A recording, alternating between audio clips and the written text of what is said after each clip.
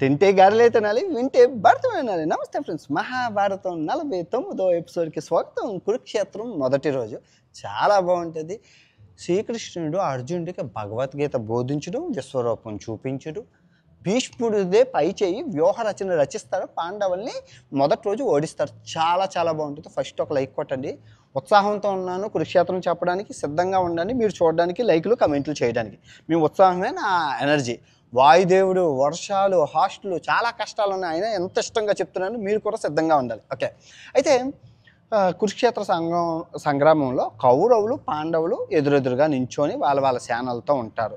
సేనలతో ఉండి యుద్ధ నియమాలను అయితే రచించుకుంటారు. యుద్ధ నియమాలు ఏంటి? ధనుర్ధారితోనే యుద్ధం చేయాలి, గదాదారితోనే యుద్ధం చేయాలి, కత్తివాడు కత్తితోనే యుద్ధం చేయాలి, ఈటవాడు ఈటతోనే యుద్ధం చేయాలి, యోధుడితోనే యుద్ధం చేయాలి, బట్టి అర్ధరథుడితోనే యుద్ధం చేయాలి, మహారథులతోనే యుద్ధం చేయాలని నియమాలు పెట్టుకొని, అంటే సూర్యాస్త సమయం అయిపోయాక యుద్ధం చేయకూడదని చెప్పి, వంట వాళ్ళని, వైద్యం చేసే వాళ్ళని, గాయపడిన వాళ్ళని, శరణు కోరిన వాళ్ళని చంపకూడదు అనే నియమాలతోని వాళ్ళ పేపర్ వీళ్ళ దగ్గరికి, వీళ్ళ పేపర్ వాళ్ళ దగ్గరికి వెళ్తే సంతకాలు చేస్తారంటే నియమాలు, అంటే రూల్స్ అండ్ రెగ్యులేషన్స్ అనమాట. యుద్ధానికి, కురుక్షేత్రానికి సైన్ చేసేస్తారు. ఆ కురుక్షేత్రం మొదలం డంకా మోగిస్తారు కదా. ఆ డంకా మోగించేసరికి మొత్తం నలుదిక్కుల నుంచి, భూలోకాల నుంచి దేవతలు ఆ యుద్ధాన్ని, కురుక్షేత్ర సంగ్రామాన్ని చూడడానికి వస్తారు. ఎందుకంటే ప్రపంచంలో అంత పెద్ద యుద్ధం ఇప్పటికి వచ్చి జరగలేదు. సో ఎందుకంటే ఇటు 7 అశ్వహిణీలు, అటు 11 అశ్వహిణీలు. సో ఈ సైన్యాల్ని, ఈ వీరుల్ని ధీరుల్ని చూడడానికి మొత్తం అన్ని ముల్లోకాల నుంచి దేవుళ్ళు అందరూ వస్తారు. సో అలా జరుగుతున్న సమయంలో ప్రజలు అందరూ వస్తుంటే ధృతరాష్ట్రుడు మటుకు అలా బాధగా కూర్చుంటే వేదవ్యాసుడు వచ్చి, నాయన సుపుత్ర, ఏంటి నీకు బాధ అంటే, ఏం లేదు, అందరూ చూస్తున్నారు మహాభారత కురుక్షేత్రాన్ని, నేనే చూడలేకపోతున్నాను, గుడ్డోని కదా అంటే, ఒక పని చేయు, నీకు దివ్యదృష్టిని ప్రసాదిస్తాను, ఆ దివ్యదృష్టితో మొత్తం యుద్ధాన్ని చూడగలవా అంటే, వద్దొద్దు, నా ఆయన వాళ్ళు చచ్చిపోతే నేను చూసి తట్టుకునే నాకు మనసు లేదు అంటే, ఇది ఒక పని చేయు, సంజయునికి నేను దివ్యదృష్టి ప్రసాదిస్తాను, సంజయుడు నీకు పోసగుచ్చినట్లు జరిగినట్లు జరిగింది అన్నీ తెలిసిపోతుంటే ఆయన చూసి చెప్తాడు, ఓకేనా అంటే ఓకే అంటారు. పోనీ సంజయుడికి అయిపోతే పాండవుల సేన ముందుగా వాళ్ళ 5గురు వాళ్ళతో ధర్మరాజు ముందుగా పట్టుకొని ముందుగా వెళ్తూ ఉంటూ కౌరవులందరికీ ప్రణామాలు చేస్తా, అంటే అందరికీ ఫేస్ టు ఫేస్ ఇచ్చి నమస్కారాలు అన్ని చెయ్యాలి కదా, చుట్టాలే కదా, వాళ్ళ శత్రువులు కాదు కదా, పద్ధతిగా నమస్కారం చేసి మేము యుద్ధం చేస్తున్నాం, మాకు విజయం కలగాలని వాళ్ళ దగ్గరికి వెళ్ళి ధర్మరాజు చేస్తారు.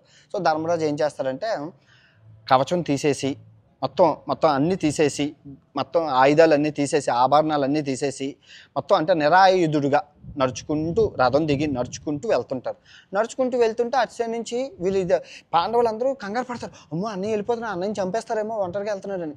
అటు సైడ్ కౌరవులు హేళన చేస్తారా, అయిపోయిందిరా ధర్మరాజు లొంగిపోయారా, యుద్ధం అయిపోయిందిరా అని మొదటి రోజే తెల్ల జెండా ఊపేస్తున్నారా అనుకుంటారు. కానీ శ్రీకృష్ణ అంటారు, అర్జున్తో కంగారు పడకు, భీష్ముడిని, కృపాచార్యులు, ద్రోణాచార్యులు నమస్కరించడానికి వెళ్తున్నారు, ధర్మాత్ముడు కదా అంటారు. అయితే వెళ్ళి భీష్మ పితామహాల తాతగారు మీ యొక్క నమస్కారం అని పాదాలకు నమస్కరిస్తారు. ఇలాగా పాదాలకు నమస్కరించగానే భీష్ముడు అంటాడు, నిజంగా నువ్వు గనక ఇది చేయకపోతే నేను శపించేవాడినయ్యా, నువ్వు వచ్చి నీ వినయ విధేతలకి, నువ్వు మా పెద్దలకి ఇచ్చే రెస్పెక్ట్కి, జోహార్లు, నీకేం వరం కావాలో కోరిక అది ఇచ్చేస్తాను అంటారు. అంటే తాత అలా కాదు తాత, నిన్ను ఎలాగ ఓడించాలో అది ఒక్కటి చెప్పు తాత అంటే, ఏం లేదు, నన్ను ఓడించే మగోడు ఈ విశ్వంలో పుట్టలేదు, దేవతలు ఎవరు నన్ను ఓడించలేరు, కానీ నా చేతన ఆయుధం వదిలేస్తే గనక నన్ను ఓడించగలరు, నా చేతిలో ఆయుధం ఉన్నంత వరకు ముల్లోకాల్లో ఎవరు ఓడించలేరు అని చెప్తారు. చెప్తే ఓకే తాత, ఇప్పుడు నిన్ను ఎలా చంపాలో చెప్పు తాత అంటే, ఆగవయ్యా కంగారు ఎందుకు, ఇప్పుడే కదా కురుక్షేత్రం స్టార్ట్ అయింది, కొన్ని రోజులు పోనీ, తర్వాత నీ చేయి జారిపోయినప్పుడు అడుగు, నేను వచ్చి చెప్తాను అంటారు. అయిపోతుంది. తర్వాత ద్రోణాచార్యుల దగ్గరికి వెళ్ళి, ద్రోణాచార్యులు గురువు గారు, మీ దగ్గర అస్త్రశస్త్ర విద్యలన్నీ నేర్చుకుని ఇప్పుడు మీతోనే యుద్ధం చేయాల్సి వస్తుంది, మిమ్మల్ని ఎలా ఓడించాలండి అని అంటారు. నన్ను ఓడించడానికి నేను వినకూడండి, నా మనసు గాయపడింది, నేను గనక వింటే గనక నేను ఆయుధాలు వదిలేస్తాను, అప్పుడు నన్ను ఈజీగా చంపచ్చు అని చెప్తారు. అయిపోయింది. నమస్కారం చెప్పి తర్వాత కృపాచార్యులు గారు, చిన్నప్పుడు మీరే నాకు ఓనమాలు నేర్పారు, ఆ గురించి మీకు తెలుసు, మిమ్మల్ని ఎలా ఓడించాలంటే, నన్ను ఓడించడం లేదా, నాకు మరణం లేదు, కానీ విజయం మీకే వస్తుంది, నేను దీవిస్తున్నాను అని చెప్పి అయిపోద్ది. అంతా శల్యుడికి వాళ్ళందరికీ, శల్యుడికి నేను చెప్పింది గుర్తుంది కదా అంటారు, అంతా గుర్తుంది అంటారు. అయిపోద్ది. అయితే ఇలా జరుగుతున్న సమయంలో ఆ ధర్మరాజు వచ్చేసి తన రథం మీద కూర్చుంటారు. ఇంకా యుద్ధాన్ని స్టార్ట్ అవుతుంది అనగా కర్ణుడు అట్నుంచి అలా వెళ్తూ ఉంటారు. కర్ణుడు అట్నుంచి అలా వెళ్తూ ఉంటే భీష్ముడు అంటారు, దుర్యోధన నీకు చెప్పాను కదా కర్ణుడు ఇటు సైడు రావద్దని. కర్ణుడు చుట్టాలు కానీ, కర్ణుడు స్నేహితులు కానీ, కర్ణుడు తాలూకోలు కానీ ఎవరైనా వస్తే నేను యుద్ధం చెయ్యను. నాకు కర్ణుడు అవసరం లేదు. నేను సింగిల్గా నేను హ్యాండిల్ చేయగలను. అసలు ఈ పాండవులు చిటుకులో లేపేస్తే నాకు కర్ణుడు అవసరం లేదురా బాబు, ఇక్కడ రానివ్వకంటే. తాత నన్ను క్షమించండి తాత, కర్ణుడు వచ్చింది మీకోసం కాదు తాత. అసలు వాళ్ళ సైడు ఎంత ఉన్నది సైన్యం ఉంది, ఇటు సైడ్ ఎంత సైన్యం ఉందో లెక్క వేసుకోవడానికి వచ్చాడు. అంతేగాని యుద్ధంలో పార్టిసిపేషన్ చేయడం ఇంకా రాడు తాత, ఇదే ఫస్ట్ అండ్ లాస్ట్, ఇంకా రాడు చూసుకోండి, మామూలుగా నాకు చెప్పే వచ్చాడు అని చెప్తారు. అయితే అలాగే అంటారు. కర్ణుడు అటు సైడ్ వెళ్తున్నప్పుడు శ్రీకృష్ణుడు అంటాడు, ఏం కర్ణ ప్రతిజ్ఞ చేశావు కదా భీష్ముడు ఉన్నంత వరకు, మరి భీష్ముడు అంత అక్కడ యుద్ధం చేస్తున్నావు, ఖాళీగా ఉండడం ఎందుకు, మా సైడ్ వచ్చి యుద్ధం చేయొచ్చు కదా, భీష్ముడు మరణించాక నువ్వు అటు సైడ్ వెళ్ళిపోవచ్చు కదా అంటే, లేదు దుర్యోధనుడికి మాట ఇచ్చాను అటు సైడ్ చేస్తాను, నేను అలా చేయను అంటే, ఓకే అంటే ధన్యవాదాలు వెళ్ళిపోతారు. అప్పుడు ధర్మరాజుకు ఒక ఐడియా వస్తుంది, చంపే ముందు మన వాళ్ళని ఎందుకు చంపడం, అదేదో సంధి కుదుర్చుకుందామని. అంటే సంధి అంటే చిన్న సంధి. ఇది చూడండి, ధర్మరాజు అందరికీ కౌరవులందరికీ చెప్తారు, కౌరవులారా మీ అందరూ వినండి, నేను ధర్మాత్ముడిని ధర్మంగా యుద్ధం చేయాలనుకుంటున్నాను. ప్రాణాలు మిమ్మల్ని తీసే కన్నా మీరు ఎవరైనా మా సైడ్ వచ్చి మా సైడ్ ఉంటారు అనుకుంటే మీరు రండి, ధర్మరాజ్యాన్ని మిమ్మల్ని పువ్వులో పెట్టుకొని చూసుకుంటానని ఆఫర్ ఇస్తారు. ఏమో ఎవరైనా వచ్చేస్తారేమో అని. రాజకీయ మంత్రాలు పార్టీలో చేస్తుంటారు కదా, సేమ్ అలాగే అనమాట. మనం లాస్ట్ మూమెంట్లో ఇటు సైడు అటు సైడు గోడ మీద పిల్లలు అటు ఇటు ఎంతుతారు కదా ఎమ్మెల్యేలు, అలాగే అనమాట. సేమ్ అలాగే అయితే ఎవ్వరూ రాడు కానీ ఒకే ఒకడు వస్తారు. ఎవరు, ధృతరాష్ట్రుడు కొడుకు. ఈయన ఎక్కడంటే 101 మంది కాదు, ధృతరాష్ట్రుడు ఇంకో అమ్మాయికి, ధృతరాష్ట్రుడికి గాంధారికే కాకుండా ధృతరాష్ట్రుడికి ఇంకో ఆమెకి పుట్టిన వాడే అనమాట. వాడు ధర్మంగా బతకాలనుకుంటున్నా, ధర్మరాజు వైపు వెళ్ళిపోతానని వచ్చేస్తాడు. చూడండి ఎంత లాజిక్. కౌరవులు అందరూ చచ్చిపోతే ధృతరాష్ట్రుడికి తలకొరువు పెట్టడానికి ఈయన మిగులుతాడు. బాగుంటుంది సినిమా. అదే ఈయన వచ్చేస్తాడు, ఈయన్ని సన్మానించి ఈసారి తీసుకెళ్ళిపోతారు. ఇంకెవరు రాడు. ఇంకెవరు రాకపోతే యుద్ధం స్టార్ట్ చేయడం కానీ దేవదత్తం నుంచి మన అర్జునుడు ఊదుతాడు, తర్వాత పాంచజన్యం నుంచి శ్రీకృష్ణుడు ఊదుతాడు, ధర్మరాజు ఊదుతాడు, నకుల సహదేవులు భీములు అందరూ శంఖాలు ఊదుతాడు. ఇటు సైడ్ శంఖాలు ఊదినందుకు సింబల్గా అటు సైడ్ కూడా శంఖాలు అందరూ ఊదుతారు. శంఖాలు ఊదుతూ ఆ సౌండ్కి అందరికీ సైనికులందరికీ సంపేద్దాం నరికేద్దాం ఊ అంటారు. అయితే అలా అవుతున్నప్పుడు అర్జునుడు రథం ఏదైతే ఉందో శ్రీకృష్ణుడు తీసుకెళ్ళి భీష్ముడి వైపు నించోబెడతాడు. నించోగానే భీష్ముడిని తాతను చూడగానే చేతిలో ఉన్న గాంధీవం పక్కన పడేసి, శ్రీకృష్ణ అక్కడ తాత చిన్నప్పటి నుంచి తాత గుండెల మీద పెరిగాను, నేను తాతతో యుద్ధం చేయలేదు. ద్రోణాచార్య మా గురువుని నేను చంపాలా, గురువు గారు అంటే నాకు చాలా ఇష్టం, నేను చేయను. కృపాచార్య నాకు ఓనమాలు నేర్పాను, నేను చెయ్యను. అక్కడ ఉన్న నా తమ్ముళ్ళు ఈ యుద్ధంలో చచ్చిపోయిన వాళ్ళ పిల్లలు వేడుస్తారు, చేతులు కాళ్ళు తెగిపోయాక వాళ్ళు ఎందుకు పని చేయరు, నాకు ఈ పాపం వద్దు, నేను అడవులకు వెళ్ళిపోతాను శ్రీకృష్ణ, నాకు వద్దు కృష్ణ, నేను చంపను శ్రీకృష్ణ అంటే, శ్రీకృష్ణ అంటారు, ఏం పిచ్చా, ఇంకా నపుంసుకుడిగానే ఉన్నావా, మారిపోయావా, నాకు తెలియగలుగుతాను, నపుంసుకుడిగా నీకు శాపం, ఓరవ శాపం కొన్ని రోజుల జీవితాంతం కాదు, నపుంసుకుల్లా మాట్లాడతావేంటి, చేతకాని వాళ్ళగా యుద్ధం చేయడానికి చివరాఖరికి వచ్చి తగునమ్మా ఇది నేను చెయ్యను, నేను యుద్ధం చేయను, చుట్టాలు ఉన్నారు, పట్టాలు ఉన్నారు, బామ్మర్ది ఉన్నాడు, తమ్ముడు ఉన్నాడు, ఆ అమ్మలక్కలు ఊసులాడుతావేంటి, ఇదే నీకు తగిందని చెప్పి, అప్పుడు ఇదిగో నేను భగవద్గీత శ్లోకాలు నేను ఇప్పుడు చెప్తాను, దాంతో నీకు ధైర్యం వస్తుంది అని చెప్పి భగవద్గీత శ్లోకాలు అప్పుడు చెప్తాడు. 700 పైగా ఉంటాయి, మీరు వినండి.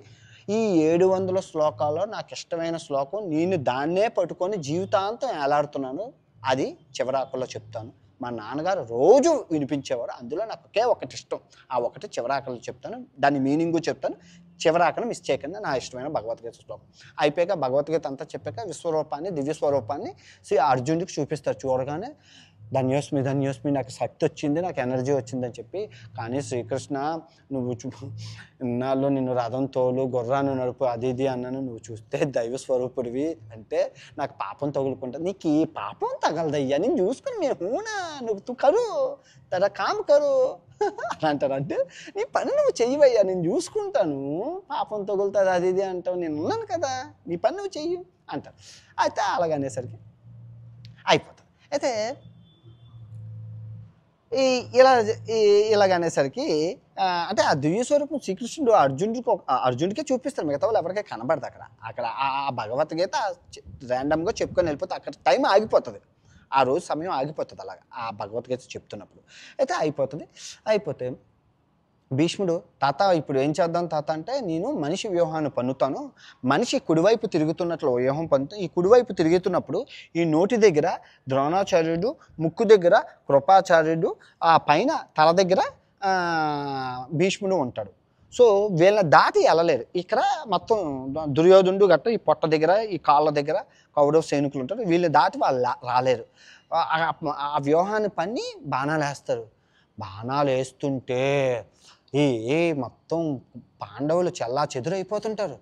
ఏం చేయాలో మొదటి రోజు కదా పాండవులకి పంచపాండవులకి యుద్ధం తట్టుకోలేరు. ఆ వేడి తాత వేస్తున్న బాణాల వేడికి తట్టుకోలేక ఒక్కొక్కడు ఆ రథాలు పెట్టుకొని అటు ఇటు వెళ్ళిపోతారు. 7 అశ్వోహినిలోని విరాటరాజు అశ్వోహిని ఏదైతే ఉందో ఆ బ్యాటలు ఈ భీష్ముడికి చిక్కుతుంది. భీష్ముడు ఇంకా దొరికిందే ఛాన్స్ అని తక్క సప్ప బాణాలు వేస్తూనే ఉంటారు. బాణాలు వేస్తుంటే విరాటరాజు అశ్వోహినికి చెమటలు పట్టి అటు ఇటు వెళ్ళిపోతుంటే వీళ్ళందరూ రథాలు దిగిపోయి తాత ఎలా చేస్తున్నారో యుద్ధం అని చూస్తూ ఉంటారు. అలాగా అదేంటండి కురుక్షేత్రంలో తాత యుద్ధం చేస్తూ ఇప్పుడు మీ తాత ఉన్నాడు, మీ తాత కాళ్ళు చేతులు నొప్పి పెట్టుకొని ఇంట్లో కూర్చొని సడన్గా కత్తిసాము బ్రూస్లాగా కరాటీ బాక్సింగ్ చేస్తే అమ్మ ఏంటి మా తాతే అని చూస్తామా మనం ఆశ్చర్యంగా, ఏంటి మా తాత ఇంట్లో నుంచి కదలలేదు అలాగే యుద్ధం చేస్తున్నారు. అలాగే ముసలోళ్ళు యుద్ధం చేస్తే చూడడానికి ఇష్టంగా ఉంటుంది. అంటే ఆ ఏజ్ దాటిపోయాక వృద్ధులు అయిపోయాక యుద్ధం చేస్తున్నారని వీళ్ళు ఆశ్చర్యంగా చూస్తారు. అలాగా ఆ ఆశ్చర్యంగా చూస్తుంటే కౌరవులందరూ దుర్యోధను చూసారా, తాత వేడ ప్రకారం ఇంకా తాత అప్పుడు చాలరా మొత్తం మందారా యుద్ధం విజయం మందారా అంటే ఇది చెప్తుంటే సంజయుడు ధృతరాష్ట్రమ్మో నా కొడుకు ఆనందంగా ఉన్నాడు.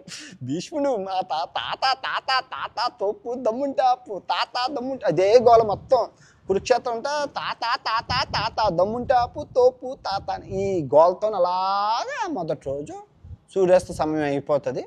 సూర్యాస్త సమయం గాయపడిన సైనికులతోని చచ్చిపోయిన సైనికులతో పాండవుల సైడ్ డ్యామేజ్ ఎక్కువ ఉంటుంది, కౌరవుల సైడ్ చాలా తక్కువ ఉంటుంది. వీళ్ళు యుద్ధం చేయరు, తాత ఏడు చేస్తున్నాడు అలా చూసుకుంటూ ఉండిపోతారు. మొదటి రోజు కౌరవులదే పై చెయ్యి. అయితే పై చెయ్యి అయిపోతే సూర్యాస్త సమయం అయిపోయింది, యుద్ధం ముగించేస్తారు. యుద్ధం ముగించి ఎవరి గుర్రాలలోకి వాళ్ళు వెళ్ళిపోతారు. కురుక్షేత్రం వెళ్ళిపోయాక రాత్రి అయ్యాక వీళ్ళందరూ కూర్చొని మాట్లాడుకుంటారు కదా, మా శ్రీకృష్ణుని కూర్చోబెట్టి, ఎందుకంటే వీళ్ళందరికీ పెద్ద శ్రీకృష్ణుడే కదా మొత్తం అన్నీ చెప్పేవాడు. శ్రీకృష్ణుని చుట్టూ ఈ పంచపాండవులు కూర్చొని తర్వాత సర్వసైన్యాధ్యక్షుడు దుష్టజన్యుడు కూర్చుంటారు, సాత్వికు కూర్చుంటారు, మిగతా బ్యాటల్ మెంబర్స్ కూడా కూర్చుంటారు. వాళ్ళ వెనకాతలు కూర్చుంటారు ఎవరు, ఈ ద్రౌపదుడు విరాట్ రాజు వీళ్ళందరూ కూర్చుంటారు. ధర్మరాజు అంటాడు, శ్రీకృష్ణ నేను ఒక విషయం చెప్తాను, ఇంతమంది ప్రాణ నష్టం జరిగింది, తాత వీర పరాక్రమాలు చూసాం కదా, తాత అంటే ఏదో ముసలోడు అనుకున్నాం కానీ ఆ బాణాల వేడి చూడు, అర్జునుడు ఏమి నిలబడతాడు నాకు అనుమానంగా ఉంది. వద్దు, మేము అడవులకి వెళ్ళిపోయి ఆ కందమూలాలు ఆకులు అలమలు తినుకుంటూ బతుకుతాం. ఎంతమందిని చంపి ఆ రాజ్యాలు మాకొద్దు, వాళ్ళనే అనుభవించింది పోతే పోయింది దరిద్రం మాకొద్దు, ఎంతమంది నాకొద్దు, తాతని చూస్తే భయం వేస్తుంది అంటే శ్రీకృష్ణ అంటాడు, ధర్మరాజా ఈ వీరుడు మాట్లాడాల్సిన మాటలేనా, నీ సైడ్ ఛాన్స్ ఎవరికైనా ఇచ్చావా? ఇంకా మన అభిమన్యుడు ఉన్నాడు, అభిమన్యుడికి ఛాన్స్ దొరకలేదు, సాత్వికి ఛాన్స్ దొరకలేదు, దుష్టజన్యుడికి ఛాన్స్ దొరికిందా? దుష్టజన్యుడికి ఒక అవకాశం ఇవ్వయ్యా. ఎవరికి అవకాశం ఇవ్వకుండా యుద్ధం అయిపోయిందని నువ్వు ఎలా డిక్లేర్ చేస్తావు? దుష్టజన్య, నీకు గంధర్వులతో చేసేటప్పుడు కొంగ వ్యూహం తెలుసు కదా, ఆ కొంగ వ్యూహాన్ని పన్ను రేపు చూద్దాం ఎలా బతుకుతారో వీళ్ళు, భీష్ముడు ఎలా బతుకుతారో చూద్దాం అంటాడు. కొంగ వ్యూహం ఏంటంటే, కొంగ ఎలా ఉంటుంది చూడడానికి చిన్నది కొంగ, కానీ రెక్కలు పెద్ద ముక్కు ఉంటుంది. సో ఈ ముక్కు దగ్గర వీళ్ళందరూ పాండవులు ఉంటారు, వీళ్ళని దాటి వీళ్ళ దగ్గరికి వెళ్ళకూడదు అనమాట, అంటే సైన్యాన్ని రాలేరు. సో కంగ వ్యూహాన్ని పన్నుతూ అని చెప్తారు. సో అది తెలుసుకున్న దుర్యోధనుడికి కూడా సభ అవుతుంది కదా, మొత్తం భీష్ముడు ద్రోణ కృపాచార్యులు అందరూ కూర్చుంటారు. తాత వాళ్ళు కొంగ వ్యూహం పన్నుతున్నాడంటే నువ్వే వ్యూహం పన్నుతావు రా తాత రేపు రెండో రోజు కురుక్షేత్రంలో అంటే, నేను గరుడ వ్యూహం పన్నుతున్నాను. కొంగ వ్యూహానికి ప్రతి వ్యూహం గరుడ. ఇప్పుడు గ్రద్ద పవర్ఫుల్లా కొంగ పవర్ఫుల్లా? గ్రద్దే పవర్ఫుల్, అందరికీ తెలుసు. గ్రద్ద చెయ్యి ఇలా పెట్టి ఇలా కొడితే కొంగ పేక అలా పట్టుకొని ఎగిరిపోతుంది. కొంగ ఏం చేయాలి, కొంగ మూతి ఇలా గుచ్చుతుంది అంతే. కానీ గెద్ద ముక్కుతోని కొత్త మొత్తం ఎముక వచ్చేస్తుంది. అందులో ఆ గోళ్ళు పవర్ఫుల్, గరుడ్ వ్యూహమే పవర్ఫుల్. కానీ రేపు చూద్దాం, మీరు చూస్తాం. అయితే కథ కంచికి మన ఇంచుకి కురుక్షేత్రం ఈ విధంగా మొదటి రోజు సమాప్తం. ఈ కథలో నీతి, నాకు ఇష్టమైన భగవద్గీత శ్లోకం, కర్మణ్యే వాధికారేషు మా ఫలేషు కదాచన. నువ్వు పని చేయి, ఫలితాన్ని ఆశించక. నేను ఇదే సిద్ధాంతంతో ఈ ప్రపంచం నా జీవితాంతం బతికాను. నేను అది ఎన్నో భగవద్గీత శ్లోకాల్లో నాకు ఇది ఎందుకు నచ్చింది, ఎందుకు నాకే నచ్చింది, మీ అందరికీ కూడా ఎందుకు మనందరం మధ్యతరగతి పేద కుటుంబాలు, రిచ్ ఫ్యామిలీస్ కాదు. మనం లెక్క ఆడితే కానీ డొక్క ఆడితే కానీ బొవ్వ వెళ్దు కడుపుకి. మనం పని చేస్తూ ఉండాలి. ఎంతవరకు అంటే జీవితాంతం పని చేస్తూనే ఉండాలి. నేను అలాగే 1000 వీడియోలు అప్లోడ్ చేశానండి. మీరు నమ్ముతారో, మీరు అందరూ చూశారు. 3 సంవత్సరాలు యూట్యూబ్లో సక్సెస్ కోసం 3 సంవత్సరాలు నిర్విరామంగా ఏ రోజు ఖాళీ లేకుండా సినిమా, ఈ సరదాలు అన్నీ మర్చి రోజు 24 గంటలు 360 రోజులు అలా 3 సంవత్సరాలు పనిచేస్తే చైనా సిరీస్ వల్ల సక్సెస్ వచ్చింది. సక్సెస్ రావడంతో ఒకేసారి అన్ని వీడియోలు వైరల్ అయ్యాయి. 8 కోట్ల రూపాయల డబ్బు వచ్చింది నాకు. ఇప్పుడు భగవద్గీత కూడా నేను చెప్తుంది నా ఆత్మశుద్ధి కోసం, డబ్బుల కోసం కాదు. మన పని మనం చెయ్యాలి, ఫలితం ఆశించచ్చు. నేను ఈ 3 సంవత్సరాల్లో ఏ ఒక్క రోజైనా అరే వ్యూస్ రావట్లేదు, డబ్బులు ఖర్చు అయిపోతున్నాయి, ఆరోగ్యం పోతుందని నేను ఒక్క అనకం చేసి ఉంటే ఈ భగవద్గీత శ్లోకానికి విలువ పోదును కదా. ఆ శ్లోకాన్ని నమ్ముకున్నాను కాబట్టి ఆ శ్లోకాన్ని నన్ను బతికించింది. కర్మణ్య వాధికారేషు మా ఫలేషు కదాచన. ఎంత నమ్మిన సిద్ధాంతం నన్ను బతికించిందా, ఈ భగవద్గీత నన్ను బతికించిందా లేదా? మీరు కూడా యువత మేను ఈ శ్లోకాన్ని పట్టుకొని పని చెయ్యాలి. రోజుకి 24 గంటల్లో 16 గంటలు పని చేయాలి. ఫలితం ఆ దేవుడు వస్తుంది. కష్టపడినోడికి ఫలితం, కష్టే ఫలి అన్నారు. ఓకే, తిరిగి కురుక్షేత్రం 2వ రోజుతో కలుసుకుందాం. మిస్ చేయకండి రోజు. ఓకే.